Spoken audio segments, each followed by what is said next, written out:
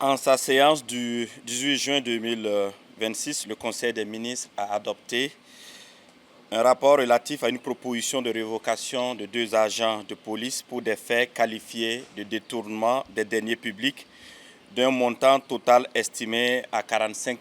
216 000 destiné à la prise en charge des opérations de l'unité mobile d'intervention de la police nationale basée à Kouigny dans la région de Banqui. Avant tout propos, je tiens à rendre un hommage mérité à l'ensemble des forces de défense et de sécurité,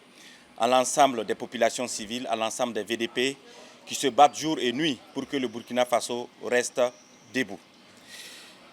Revenant sur le sujet de la révocation, les investigations menées par les services compétents ont permis de confirmer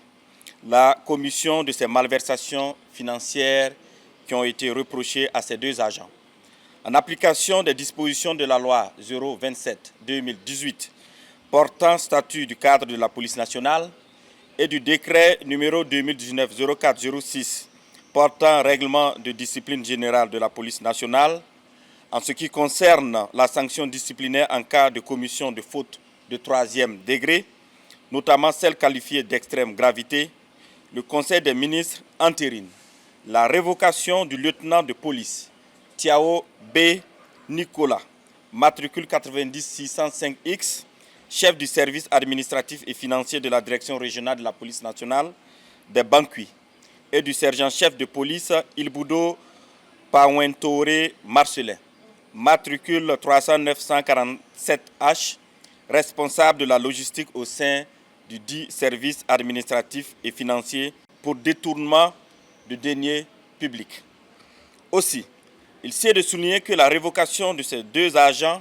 est sans préjudice de poursuites judiciaires avec saisie des biens à concurrence de la valeur des biens détournés.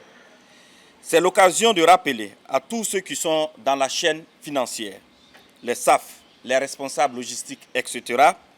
que de tels comportements ne sauraient être tolérés et que toute personne qui se rendra coupable d'infractions similaires,